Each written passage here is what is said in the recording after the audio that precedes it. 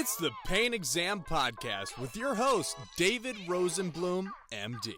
If you treat pain or have an interest in pain management, join us as we discuss painful disorders, alternative treatments, practice management, and more.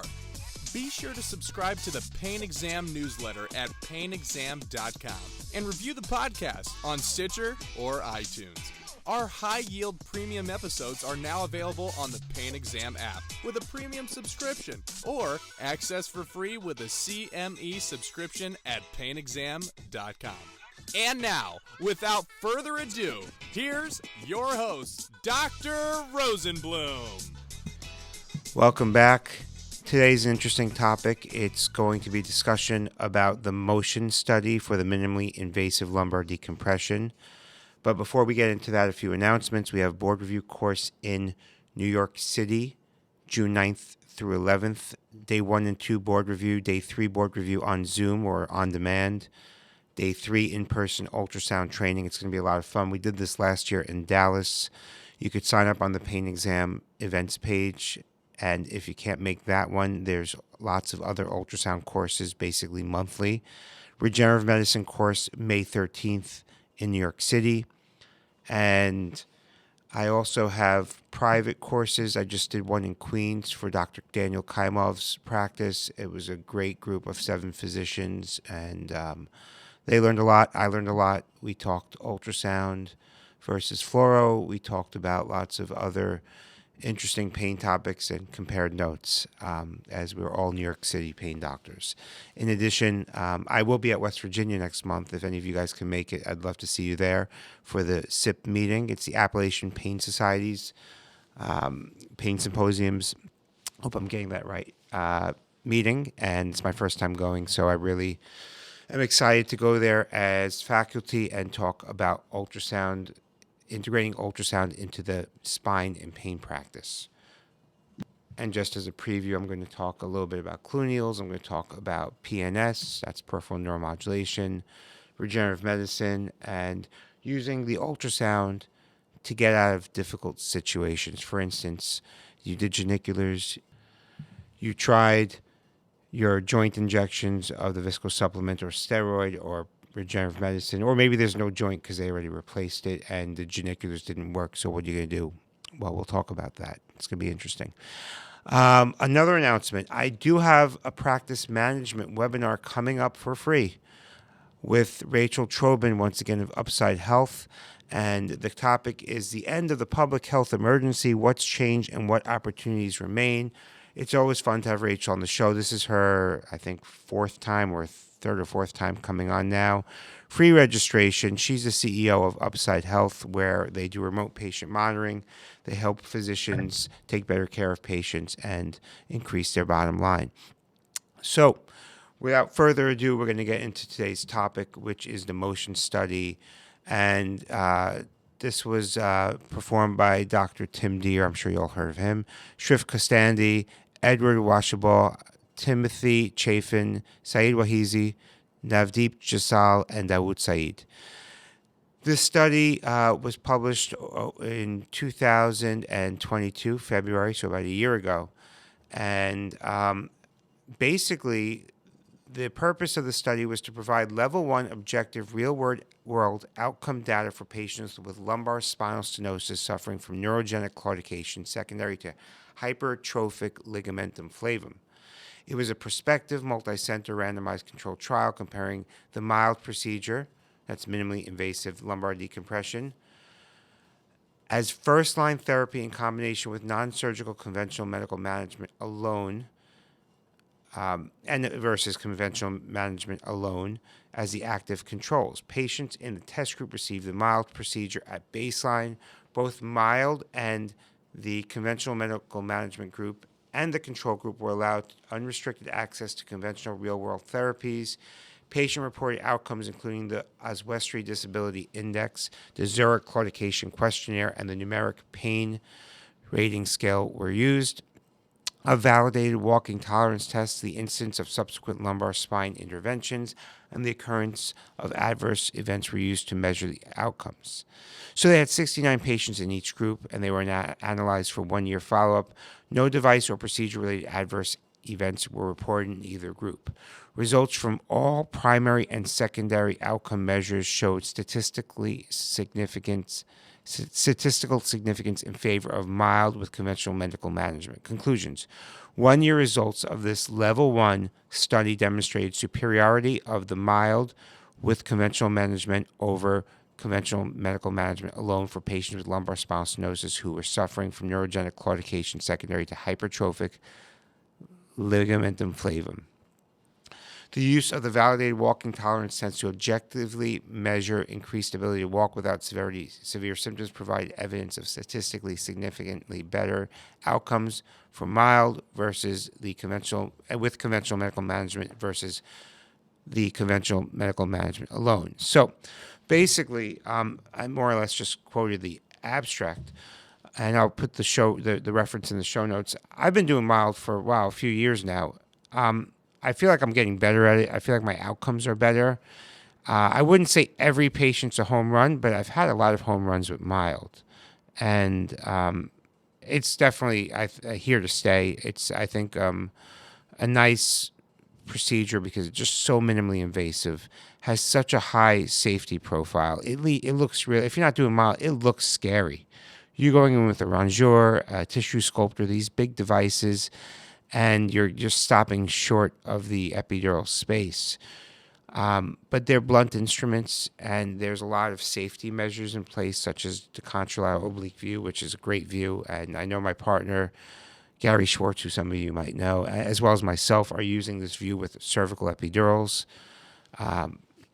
So I think there's it's a very useful procedure with some useful because I never really appreciated the contralateral oblique view until I started doing mild, and now I'm using it for my cervical epidurals because sometimes when you're doing a lateral view, you can't see the base of the neck due to the shoulders. So this is really a nice workaround with a high safety margin. And of course, when the spinal cord's involved, we always like safety, right? So anyway, let's talk about spinal stenosis. It's a degenerative condition caused by narrowing of the spinal canal. There's compression of neural elements and neurogenic claudication, which is basically pain radiating down the legs or other symptoms down the legs while walking, and it gets better when you stop. Patients present with multiple degenerative spine conditions, including intervertebral disc bulging and herniation, facet arthropathy, hypertrophic ligamentum flavum, which has been reported to contribute to 85% of the spinal canal narrowing. The prevalence of ligaments of lumbar spinal stenosis increases with age. It can occur in one or more locations within the spinal canal. Early treatment in patients will begin with conservative therapy, physical therapy, home exercise programs, oral analgesics, followed by low-risk interventional therapies.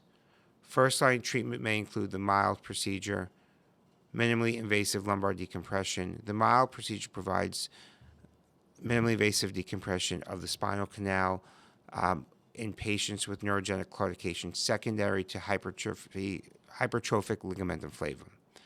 It's demonstrated better safety profile than other spinal interventions, including surgical decompression, interspinous spacers, and fusion.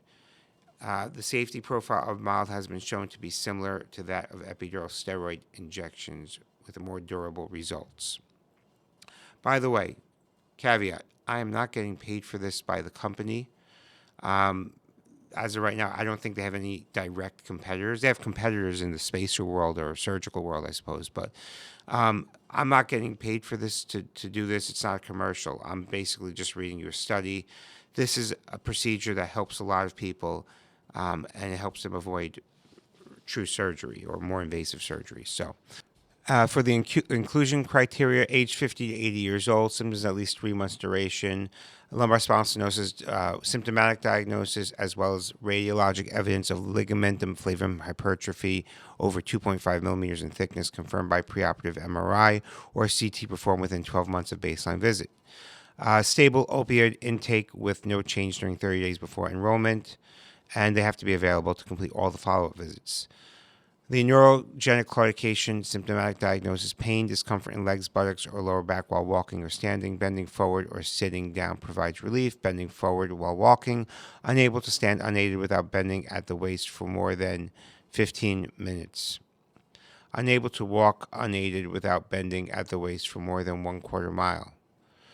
Exclusion criteria: the Oswestry Disability Index score less than 31, the numeric pain rating scale less than 5, lumbar epidural steroid injections during 8 weeks prior to the enrollment, baseline analgesic medication greater than 90 milligrams of morphine equivalents per day, prior surgery, interspinous spacer, interdiscal procedure, vertebral augmentation, or mild procedure at the same treatment level.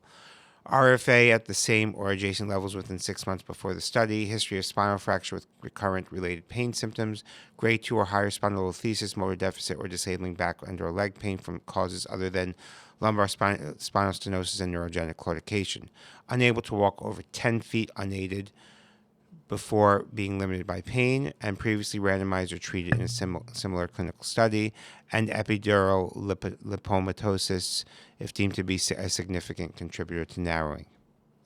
So just for FYI, the walking tolerance test is when the patient was instructed to walk up to 15 minutes at their preferred speed, with the examination stopping at the end of 15 minutes or at the onset of severe symptoms, whichever came first. Now, I'm reviewing the methods, and you can look at the article yourself. When I do a mild, I often will add an epidural at L5S1, usually post-op towards the end of the procedure.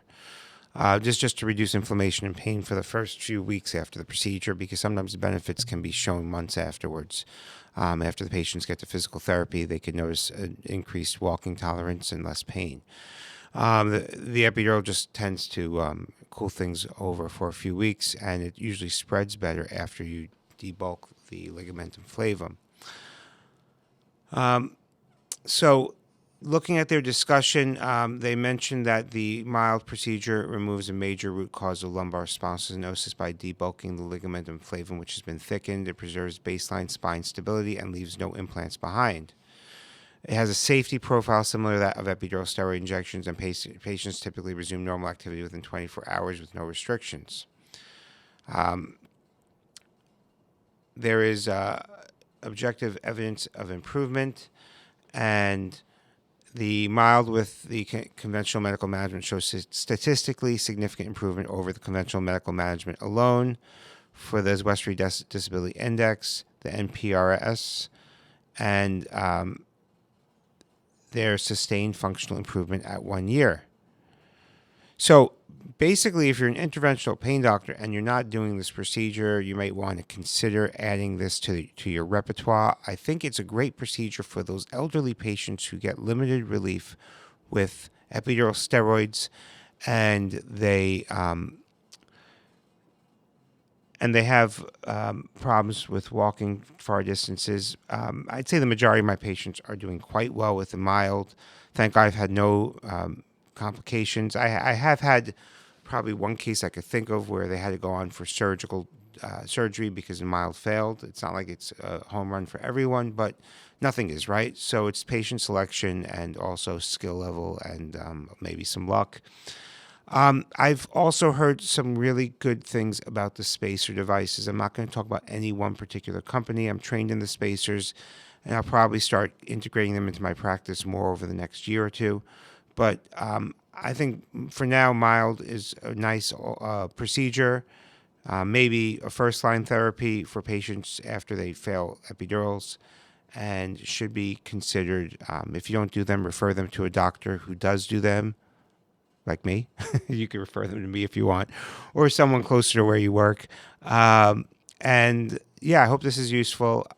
Once again, no one's paying. This is, it's a company that does this. I don't know if there's any real direct competitors. They're not paying me to do this podcast. I just think that this is something general knowledge that any interventional pain doctor should have. It was a great study performed by some real big names in the field of pain management.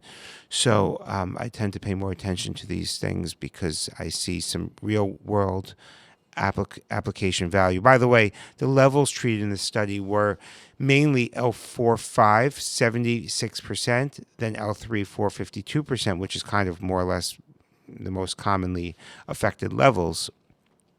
Lesser at L2-3, that's 13.9%, and only 5.6% at L5S1. So once again, thanks for listening. It is board prep season, so I hope you guys Find me online for painexam.com, board prep. Online, the Pain Exam Complete has really a large, comprehensive array of lectures, videos, and questions, 49.5 CME credits, as well as anesthesia exam and PMR exam, and the live ultrasound courses and regenerative medicine course coming up. So get on my newsletter if you're not there, and you'll get all the updates and discounts as they come out. Thanks for listening. Wish you all the best. Have a great day. Dr. Rosenblum is here solely to educate, and you are solely responsible for all your decisions and actions in response to any information contained herein. These podcasts are not intended as a substitute for the medical advice of a physician to a particular patient or specific ailment. You should regularly consult a physician in matters relating to yours or another's health. You understand that this podcast is not intended as a substitute for consultation with a licensed medical professional. Copyright 2017, David Rosenblum, all rights reserved. No part of this publication may be reproduced, stored in a retrieval system, or transmitted in any form or by any means, electronic, mechanical, recording, or otherwise, without the prior written permission of the author.